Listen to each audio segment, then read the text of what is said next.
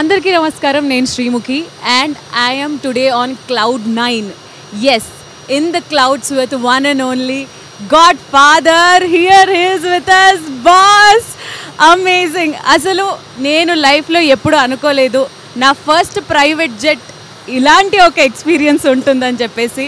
What better అంటే ఆ దేవుణ్ణి, ఆ బ్రహ్మని ఇంకేమని అడుగుతాము దీనికన్నా. అండ్ గాడ్ ఫాదర్ గారు ఇక్కడే ఉన్నారు. ఎవరికి టైం ఇవ్వని గాడ్ ఫాదర్ నాకు టైం ఇచ్చారు మాట్లాడడానికి. సార్, బిఫోర్ వి స్టార్ట్, నేను రాజకీయాలకి దూరంగా ఉన్నాను కానీ రాజకీయం నా నుంచి దూరంగా లేదు అనే మాట అసలు మామూలు సంచలనం సృష్టించలేదు. ఏ ఛానల్ చూసినా అదే చర్చ. మీ చిన్న వాయిస్ క్లిప్కి ఇంత ఇంత ఇదవుతుందని మీరు ఎప్పుడన్నా అనుకున్నారా? నేను ఊహించలేదు ఈ particular dialogue. Correct sir. And నేను రాజకీయాలకి దూరంగా ఉన్నాను కానీ రాజకీయం నా నుంచి దూరం కాలేదు అనే ఈ డైలాగు ఇంత రిపుల్స్ని క్రియేట్ చేస్తుందని మాత్రం నేను ఊహించలేదు.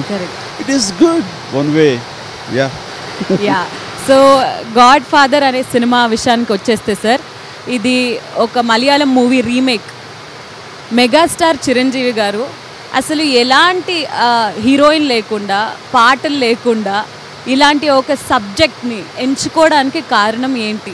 రైట్, అంటే ఆల్ దీస్ ఇయర్స్ నేను ఏ సినిమా చేసినా హీరోయిన్ లేకుండా కానీ సాంగ్స్ లేకుండా కానీ దాదాపుగా లేవు.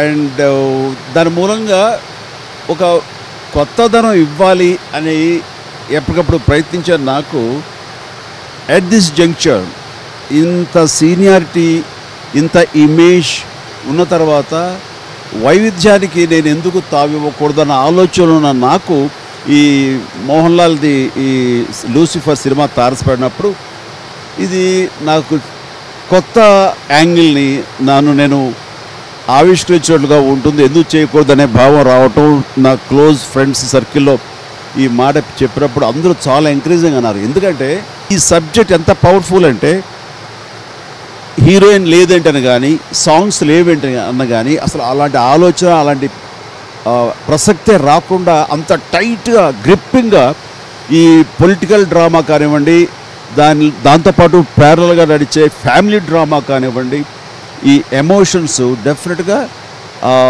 దీన్ని సీన్ తర్వాత సీన్ అట్లాగా ఎస్కలేట్ అవుతూ వెళ్తుంది కానీ ఎక్కడ ఆగి ఏంటిది అనే ఫీలింగ్ రాదు. ఆ గట్ ఫీలింగ్ తోటి ఇది నేను సెలెక్ట్ చేసుకోవడం జరిగింది. నా ఊహ, నా అంచనా తప్పు కాదు అన్నది నిన్న మొన్న పూర్తి స్థాయిలో రషెస్ చూసిన తర్వాత ఎస్ ఐఎమ్ రైట్ అన్న ఫీలింగ్ కలిగింది. Boss is always right. And boss movies ఎలాంటి ఏ జానర్ అయినా సరే చూడడానికి విపరీతమైన అభిమానులు ఉన్నారనే విషయం మీకు తెలిసిందే. అండ్ చిన్న టీజర్ రిలీజ్ అయింది. ఆ టీజర్లో బాస్ లుక్ చూసాము. For the first time ever Chiranjeevi గారిని మనము సాల్ట్ అండ్ పెప్పర్ లుక్లో చూస్తున్నాము. సార్, ఎలాంటి లుక్ అయినా సరే యు నేల్ ఇట్. మరి ఈ లుక్ వెనక అసలు ఎంత హోంవర్క్ జరిగింది, ఎలా అసలు?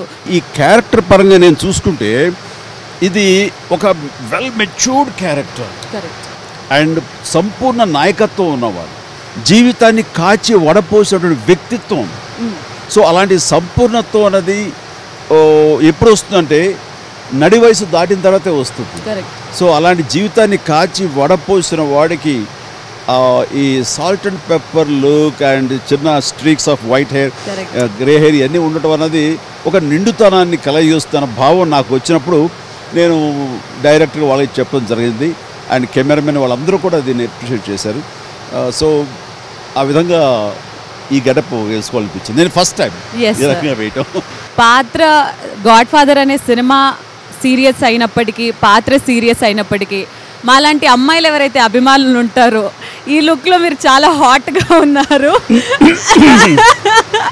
అండ్ అసలు తట్టుకోలేకపోతున్నాము. బట్ వద్దు వద్దు, 10,000 అడుగుల ఎత్తులో ఉన్నాం. మెగాస్టార్తో పాటు నయనతార గారు ఉన్నారు ఈ సినిమాలో. అండ్ చాలా ఇంపార్టెంట్ పాత్రని పోషిస్తున్నారు ఆవిడ, ప్రియా అని. సో ప్రియా గురించి మీ మాటల్లో అసలు? సత్యప్రియ అమ్మాయి పేరు. అండ్ ఆ క్యారెక్టర్కి ఒక performance oriented character, at the same time అంత హెవీ క్యారెక్టర్ క్యారీ చేసేటువంటి కరిస్మా ఉండాలి, తర్వాత సీనియారిటీ ఉండాలి, సినిమాకు గ్లామర్ తీసుకురావాలి.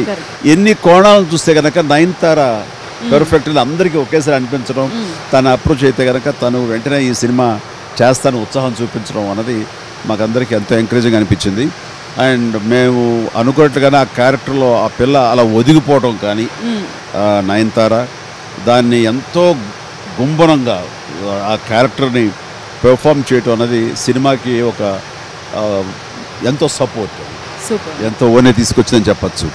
అండ్ చాలామంది కాదు కొద్దిమంది అన్నారు, అండ్ అందరూ హీరోయిన్గా చేశారు, మళ్ళీ ఇందులో అన్నా చెల్లి అనేసరికి కొంచెం ఇబ్బంది ఉండదా అని.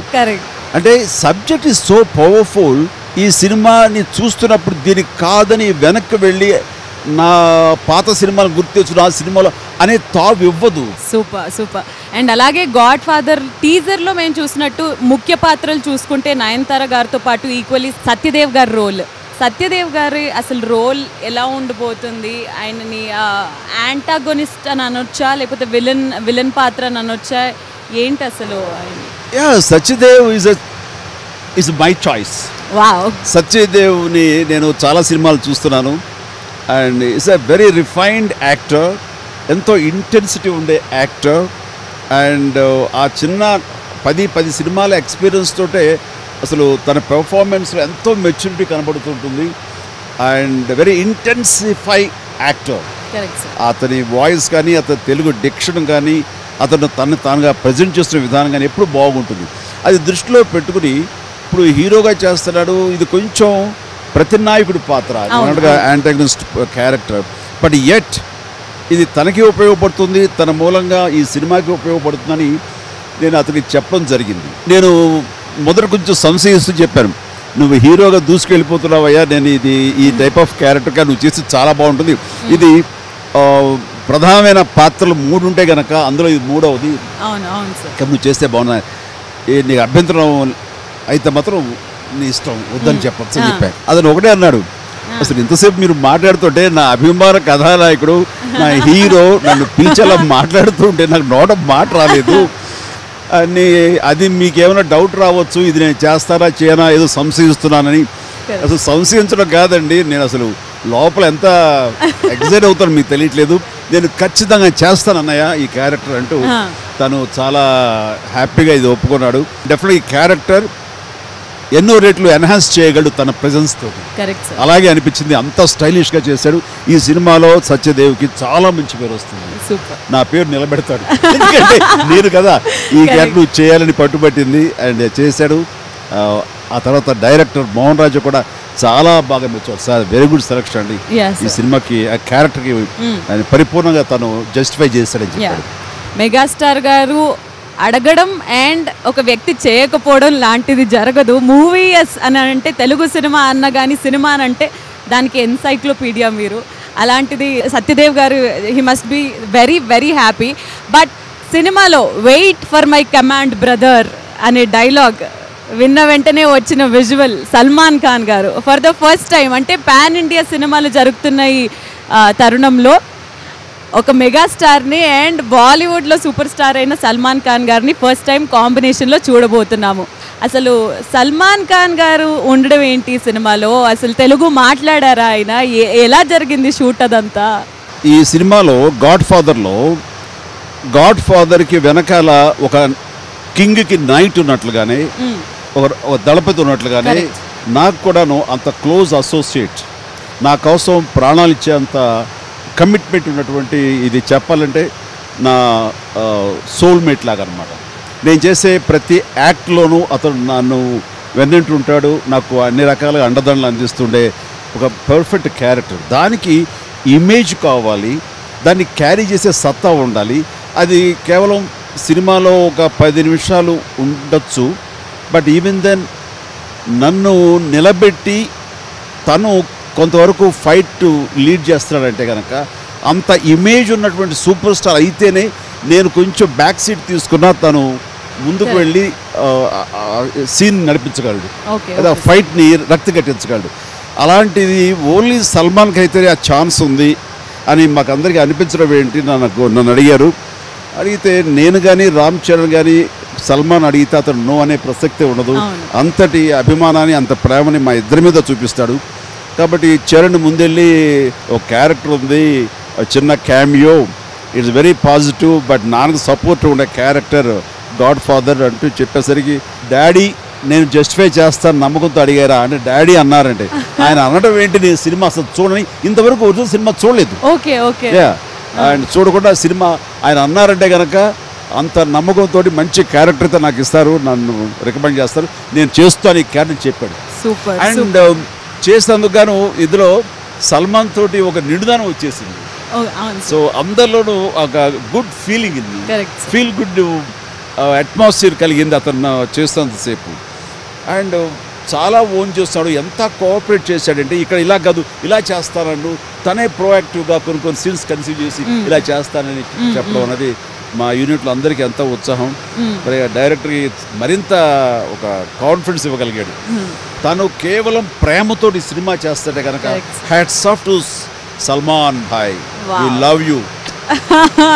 So sweet Salman ji, we also love you. Thank you so much మీరు బాస్ కాంబినేషన్లో ఈ సినిమా చేస్తున్నందుకు.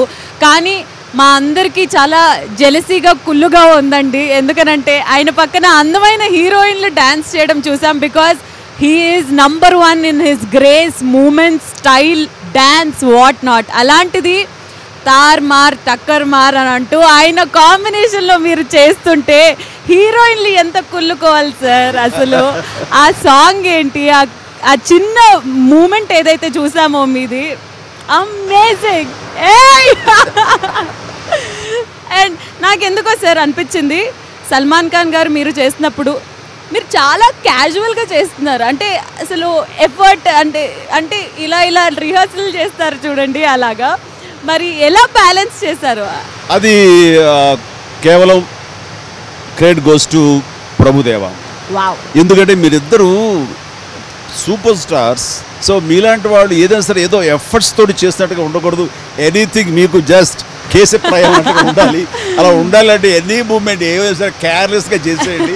అదొక యాటిట్యూడ్తో చేస్తే కనుక అది కూడా రాణిస్తుందని తను, అలాగే మన మోహన్ రాజా వీళ్ళందరూ అనుకుని మాతో అలా చేయించాలని.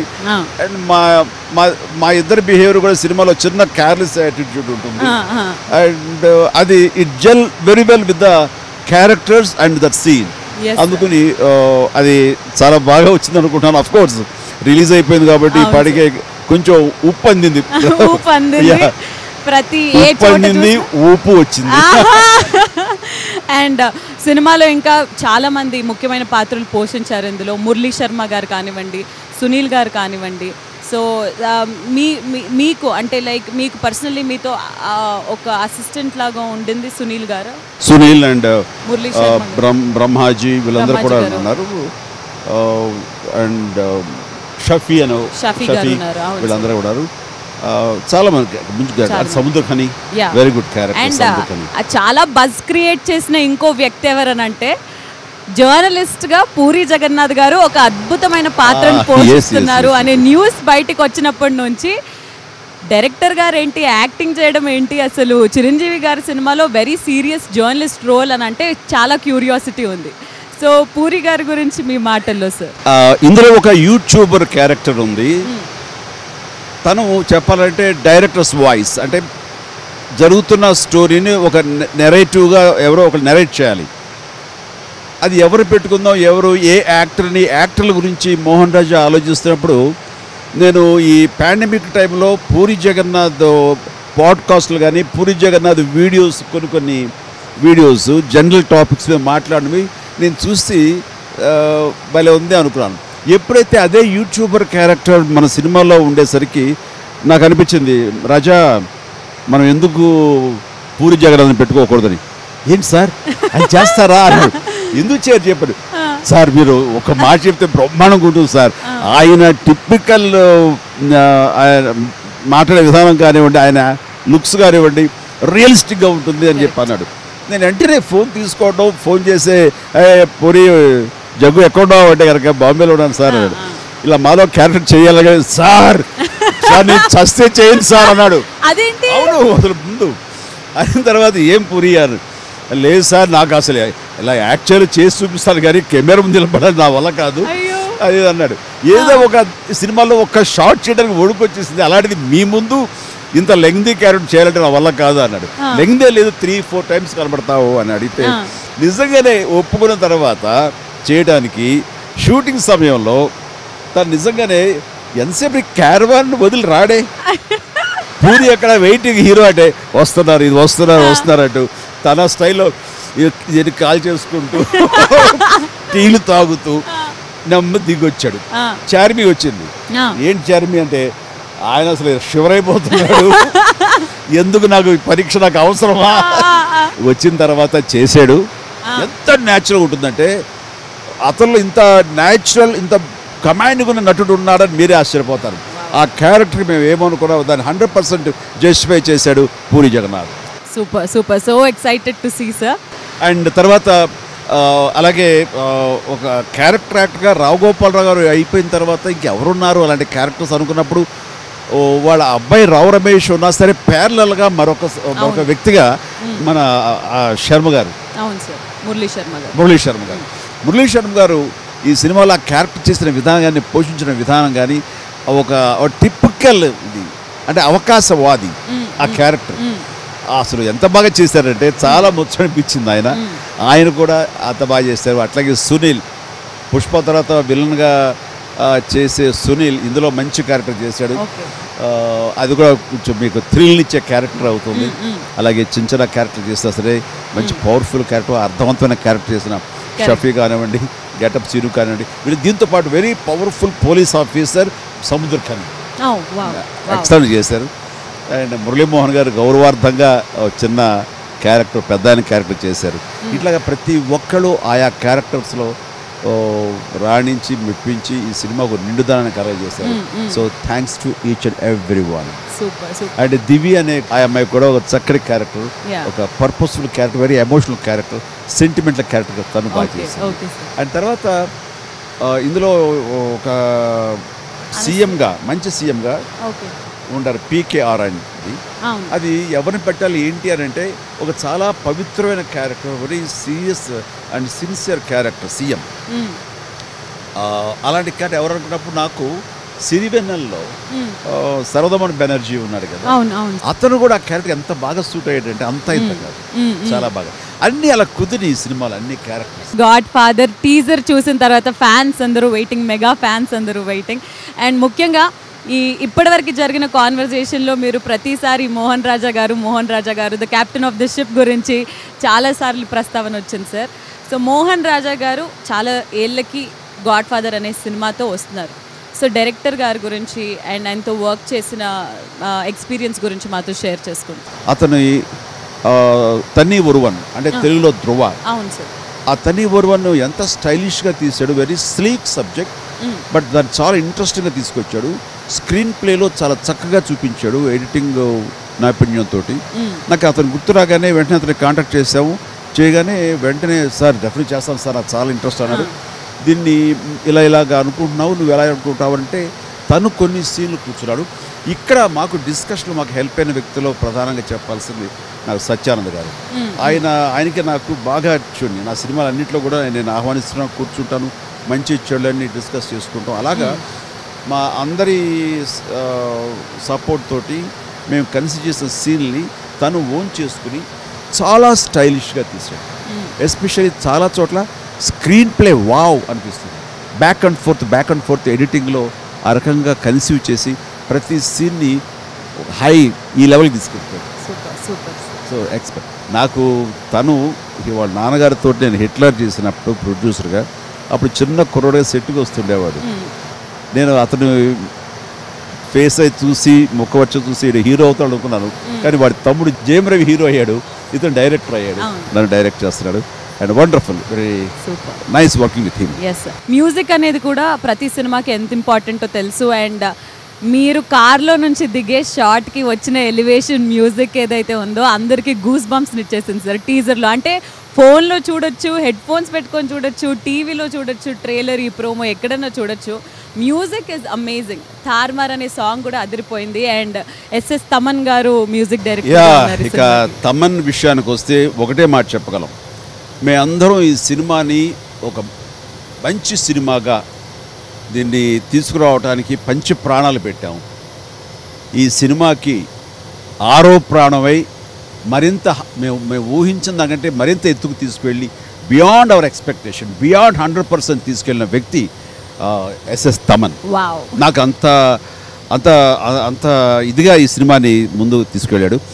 నాకు ఈ సినిమాలో మ్యూజిక్ లేదు, కానీ ఎట్లాగా తమన్ను తన ఆర్ఆర్ తోటి ఈ సినిమాని ఇంకో లెవెల్కి తీసుకువెళ్తాడు. నాకు వదిలేండి అన్నయ్య, నేను ఎక్కడెక్కడ సాంగ్స్ పెట్టాలి, ఎక్కడ ఏం చేయాలో చూసుకుంటా అని చెప్పేసి చాలా చోట్ల ఆర్ఆర్లో తను మ్యూజికల్గా ఈ సినిమాని చాలా చోట్ల చూపించాడు. ఇది నేను చెప్పను, మీరు చూడండి. Super. And 2 major big production houses ప్రొడ్యూసర్స్గా వ్యవహరిస్తున్నారు దీనికి, Konidela production company and super good films sir.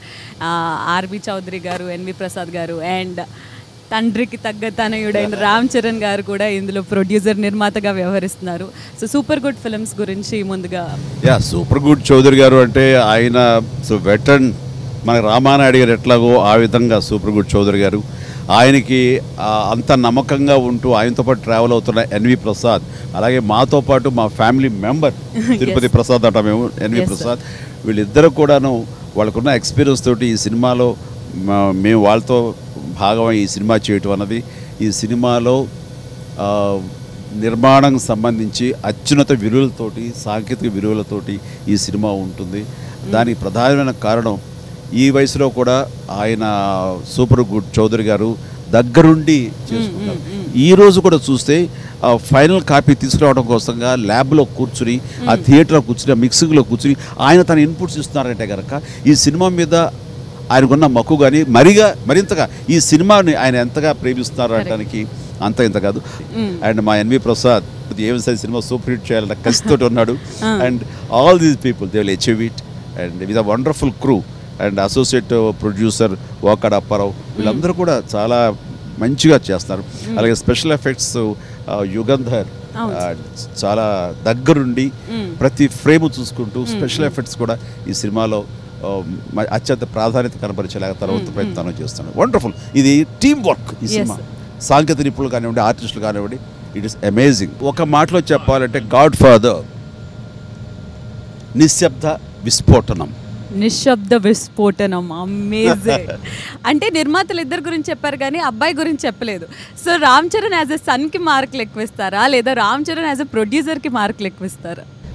యాక్టర్గా నన్ను దాటిపోయడం చాలామంది అంటుంటే చాలా గర్వంగా ఉంది. సో నా ఉద్దేశం ఎప్పుడు తను యాక్టర్గానే మార్కులు వేస్తాను నేను. ఈజ్ అ లవ్లీ, ఈజ్ నా ప్రైడ్, ఈజ్ నా ప్రైడ్. యాజ్ ఎ ప్రొడ్యూసర్ గాని మార్కులు, యాజ్ ఎ ప్రొడ్యూసర్ నాకంటే ఫార్ బెటర్. చిరంజీవి గారి గురించి పర్సనలీ ఆయన గురించి ప్రతి విషయం తెలిసిన వాళ్ళు ఫైట్స్కి ఎలాంటి డూప్ని వాడరు. ఫస్ట్ మూవీ నుంచి ఆయనే ఫైట్స్ని చాలా సీరియస్గా తీసుకొని దెబ్బలు తగిలినా ఏం తగిలినా కానీ మీరే చేస్తారు స్వయానా అని. ఈ సినిమాలో వెరీ స్టైలిష్గా ఉన్నాయి ఫైట్స్ చూసుకుంటే, అంటే మేము చూసిన కొద్దో గొప్ప ఆ టీజర్లో వరకు.